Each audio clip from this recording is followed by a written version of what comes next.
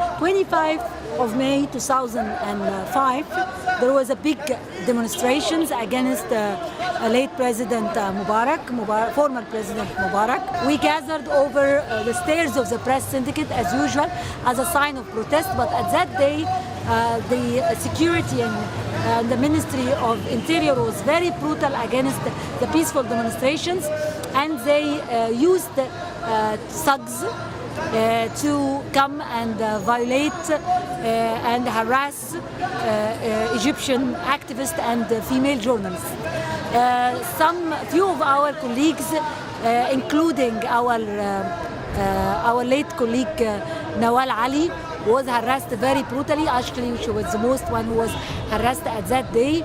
And starting from this day, no one can take justice from this regime at that time. A few months later, because Nawal lost her husband, her family, because you know harassment is very influential in the Egyptian society.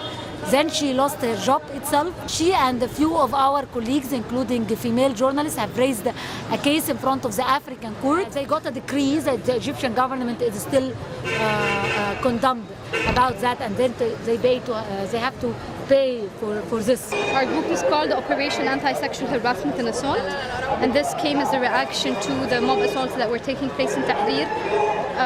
We first started on November 30th, 2012. And with the wave of the mob assaults against female protesters, we decided to form like a strong group with, we divided each other in terms of each group has certain tasks to do. We basically will intervene in cases of mob assaults and try to rescue the women or the girls involved in the assaults. We had demand for this revolution, but still we do not have justice. And harassment against the females in general, female activists and journalists, is still ongoing in a way that made a phenomena. We try to encourage the survivors as well it's all about women's empowerment. We know that the state or whoever is doing this, whoever's behind the assaults, is trying to stop the women from or deprive them from their political life.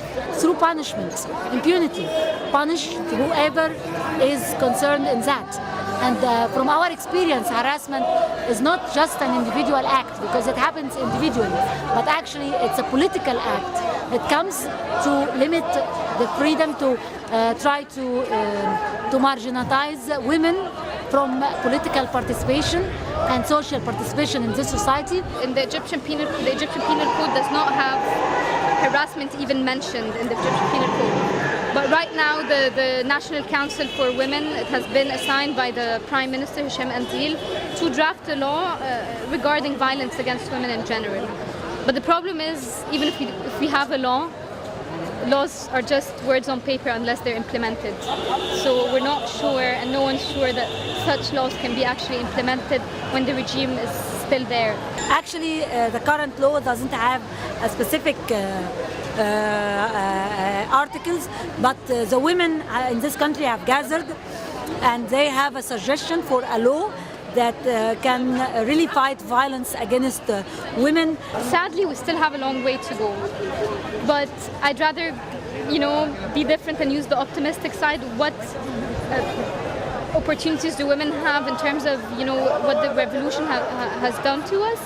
Women now speak up. Let's say sexual harassment, for example, you'd find, you barely ever heard a girl's testimony or see her face on the camera talking about her assault or her sexual harassment experience, which is definitely a very, very important thing. Some of us are dead, but all of us were not dead yet.